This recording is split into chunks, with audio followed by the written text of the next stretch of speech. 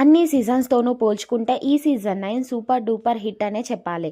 ఇక ఈ విషయం పక్కన పెడితే బిగ్ బాస్ హౌస్లోకి భరణి కూతుర్ని బిగ్ బాస్ ఒక కంటెస్టెంట్గా అడుగు పెట్టించారు. ఇక ఇందులో భాగంగానే భరణి వాళ్ళ కూతురు హౌస్లో ఉన్నప్పుడు భరణి గార్డెన్ ఏరియాలో ఉన్నారు.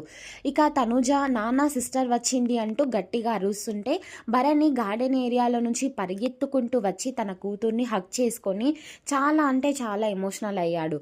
దీంతో పాటు నాన్న నీకు దెబ్బ తగిలింది కదా, ఇప్పుడు ఎలా ఉంది నాన్న అంటే పర్లేదు నాన్న బాగానే ఉంది అంటే ఈ పరిస్థితిలో మిమ్మల్ని చూడలేకపోతున్నాం మా వల్ల కావట్లేదు అంటే అదేమీ లేదురా కొన్ని రోజులే కదా, ఏదైనా పని మొదలు పెడితే దాని మధ్యలో వదిలేయకూడదు కదా అంటూ వాళ్ళ అమ్మాయికి చెప్తున్నట్టు ప్రోమోలో కనిపించింది.